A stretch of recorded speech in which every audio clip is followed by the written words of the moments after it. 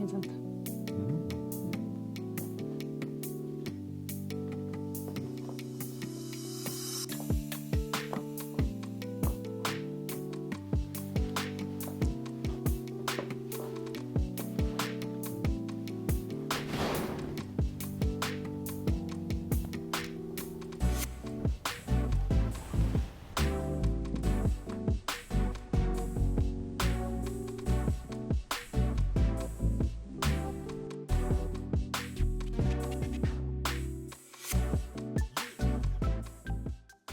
이번에는 약국 사업에 대해서 한번 생각해보는 시간을 가졌으면 좋을 것 같아요. 요새 약국 어떻게 변화하고 있나요? 그리고 또 앞으로 약국은 어떻게 변화되어야 할까요? 특별히 4차 산업혁명, 또 AI 시대, 또 디지털 시대에 약국에 주어지는 과제는 무엇일지 오늘 한번 간단하게 짚어보도록 하겠습니다.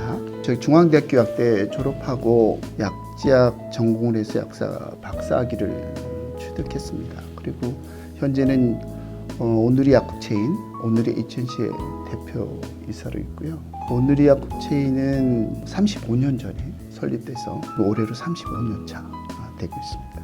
오누리 약국은 현재 전국에 2,248개 약국이 있습니다. 제주도에도 40여 점포나 있고 전국적으로 골고루 약국이 분포되어 있어요. 우리나라의 전 약국의 약 10% 남짓한 것이 오누리 약국으로 되어 있습니다. 우선은 약국의 과제를 살펴보기 전에 약국 주변에 환경이 어떻게 변화되고 있는가를 몇 가지 점에서 한번 짚어보도록 하죠. 유통의 대격변기를 맞이하고 있습니다. 편의점을 제외한 대부분의 유통 채널이 역성장하고 있죠. 지금 여기처럼 대형마트, 백화점, 슈퍼마켓 이것이 4, 5년째 이렇게 되고 있는데 앞으로도 개선할 여지가 없어요. 왜 이렇게 계속해서 이런 현상이 나타난 걸까요? 그것은 바로 편리함이 결여된 구매업이 붕괴가 시작됐다는 것이죠. 즉 다시 말하면 쇼핑 시간이 길거나 대량으로 구매하는 곳 이제는 경쟁력을 잃은 것. 이런 유통에 있어서 편리함이 중요한 시대가 되었어요. 편리함이. 에이티컨이란 글로벌 컨설팅 업체가 국내 유통업체의 사업 영역을 한 장편으로 나타낸 것인데 제목이 뭡니까? 고유 영역이 붕괴되고 있다는 것입니다. 편의점 하나 예를 들면 편의점은 끊임없이 자기의 사업 영역을 확장해서 이제는 15만 원짜리 와인도 팔고 그다음에 빵도 직접 만들어서 팔죠. 작년에 편의점의 매출의 800%가 증가된 분야가 있는데 택배 사업 400만 건이 편의점에서 이루어졌다는 것입니다. 유통사업들이 다 자기 영역을 확장하고 있었고 약국도 역시 외에는 아니에요. 약국도 자기 영역을 확장된 헬스케어 보다 확장된 뷰티케어 영역으로 약국도 변해가고 있어요. 지금은 누구나 AI 디지털 시대라고 합니다. AI 디지털 시대는 소비자들에게 과연 어떤 의미가 있는 걸까요? AI 디지털 시대라는 것은 소비자가 원할 때 간편하게 제품과 서비스를 구매할 수 있고 이용할 수 있는 시대가 되었다는 의미예요. 그러면 이러한 시대의 또 디지털 트랜스포메이션을 통해서 소비자가 원할 때 간편하게 제품과 서비스를 이용하거나 구매할 수 있게 해주는 시기가 되었다는 거죠. 우리나라의 소비자의 구매 행동이 크게 달라지고 있어요. 보면 1인 가구의 증가, 도시화, 고령화의 심화, 여성의 사회활동 증가 등들은 사람들이 조금씩 구매하고 또 자주 구매하고 그리고 무엇보다 자신이 직접 구매하고 그러니까 편리한 방법으로 구매하니까 이제는 가까운 곳에서 편리하게 제품과 서비스를 이용하고 구매하는 것이 중요시된 이런 시대가 되었어요. 따라서 이러한 트렌드는 바로 약국과 편의점을 소비자 이용 선호 채널로 만든 겁니다. 아까 전자에도 얘기했지만 대형마트, 백화점, 그다음에 큰 슈퍼마켓들은 그런 거의 불편성 때문에 이제는 경쟁력이 일어나는 거죠. 즉 다시 말하면 약국이 굉장히 중요한 채널로 부각되고 있다는 것입니다.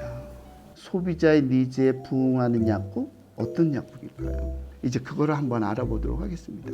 우선 약국의 역할은 아는 것처럼 약국은 약만을 취급하는 공간입니다. 그러나 이제는 건강과 아름다움과 생활의 편익 가치를 제공하는 사업 영역으로 역할을 확장해야 되는 거죠. 그래서 여기 있는 것처럼 더 건강하고 더 아름답고 더 편리한 생활을 하고자 하는 소비자의 니즈를 충족시켜주는 그런 역할을 감당해야 된다는 거죠, 약국이. 사실 외국에는 많은 약국들, 대부분 약국들이 이런 역할을 감당하고 있는데 우리나라는 유독히 대부분 약국들이 그냥 처방조제, 그러니까 측약국, 병원역 이렇게 몰려 있어요. 약국의 사업은 어떻게 돼야 될 거예요? 여기 있는 것처럼 처방조제하고 일반 의약품 취급하고 즉 약만을 취급하는 약국, 이거는 우리는 업종점이라고 합니다. 유통에서는. 그러나 이제는 거기서 더 나가서 이제 건강에 관련된 다양한 제품과 서비스가 제공되는 업태점으로 사업이 전환되어야 돼요. 그래서 가까운 곳에서 쉽게 건강의 문제를 해결해주는 솔루션 스토어 사업이 약국만이 가질 수 있는 굉장한 경쟁력이에요. 이제 이렇게 업태점형 약국을 하는 몇몇 약국을 한번 탐방해 봅시다. 여기 한번 여러분 꼭 가보세요. 코코 온누리 약국이라고 강남역 11번 출구, 그러면 삼성 본사 크로스로 있는 데인데 우리나라에서 가장 번화한, 가장 복잡한 출구예요. 주로 10대, 20대가 주로 많은 그 출구에 있는 약국이에요. 있는 약국인데 안에 내부 이렇게 돼 있어요. 계산대가 저렇게 따로 분리되어 있고 제품도 일반 약국과는 달라요. 제품도 저렇게 카테고리별로 저렇게 진열되어 있고 그 다음에 제품과 제품의 여러 가지 비교를 할 수 있도록 여러 가지 요소도 주고 있고, 그러니까 10대, 20대도 이런 약국을 이용하고, 이 약국이 8년째 이렇게 강남역 그 번화한 데서 굉장히 비싼 임대료를 내고 8년째 10대, 20대를 대상으로 저렇게 번성하고, 그러니까 약국은 40대, 50대 아픈 사람을 상대로 하는 것만 아니다. 어떻게 약국 사업을 전개함에 따라서 10대, 20대도 이용하는 약국이 된다, 이런 거죠. 여러분 꼭 한번 가보세요. 이 약국, 저분이 여기 그 대표 약사님인데 이 약국 처방 조제실도 오픈돼 있어요. 안에 밖에서 조제실 다 볼 수 있고 있어요. 최근에는 외국, 일본 관광객들이 굉장히 많이 찾는다고 합니다. 약국, 아까 초기에도 얘기했지만 이제 약국의 디지털 전환이 되게 중요한 시대예요. 지금까지는 딱 접어서 시스템이 아날로그 약국이죠. 모든 약국이 아날로그 약국인데 이제는 지금서 생겨난 약국 디지털, 누가 더 디지털 약국이 될 거냐가 더 중요할 거고, 그 디지털 트랜스포메이션의 그 강도에 따라서 얼마나 더 소비자가 원할 때 간편하게 제품과 서비스를 제공해 주는 약국이 됐냐. 근데 사실상 약사들은 여기에 굉장히 취약해요. 취약해서. 그래서 우리가 약에 대해서 전문가라고 그러지만 이제 약국 사업을 할 때는 결국은 소비자 중심으로 약국 사업을 해야 하기 때문에 소비자에게 원할 때 간편하게 제품과 서비스를 제공해 주기 위한 사업을 하려면 약국은 반드시 디지털 시스템으로 바꿔야 된다. 디지털 파마시로 가야 된다. 이런 것들이고요. 실제로 약국 안에는 전에 없던 디지털 포스, 디지털 사이니지, 또 디지털 약국 플랫폼, 또 약국에서 소비자한테 제공해주는 스마트 앱들, 병원이 왜 각 소비자한테 앱 제공이 돼, 각 약국이 자기 단골 손님한테 앱을 제공해줘서 그때 온라인 복약 지도도 해주고 여러 가지 상담도 하고 하는 거. 그래서 실제로 미국에서는 이렇게 24 7days 고객과 상담에 이게 불가능하죠. 근데 뭐냐, 디지털 시스템에 있어 한가하는 거예요. 챗봇에서, 채팅 로봇에 있어서.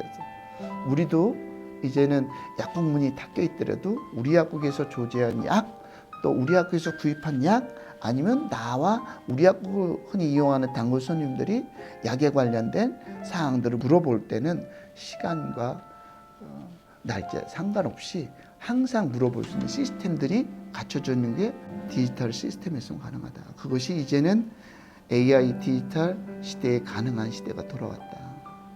그러니까 그런 시대 돌아왔음에도 안 한다면 이제 그 사업은 안 되는 거지. 계속 해야 돼. 오늘의 약국은 이거 개발된 지 3년 됐고 4년 차에 접어들고 올해 하반기에 융합 데이터 기반으로 AI 디지털 약국 플랫폼을 각 약국에 설치해주고 그것과 연관된 개인 맞춤형 건강관리 서비스 앱을 소비자한테 제공해 줄 수 있는 그런 시스템들을 제공합니다.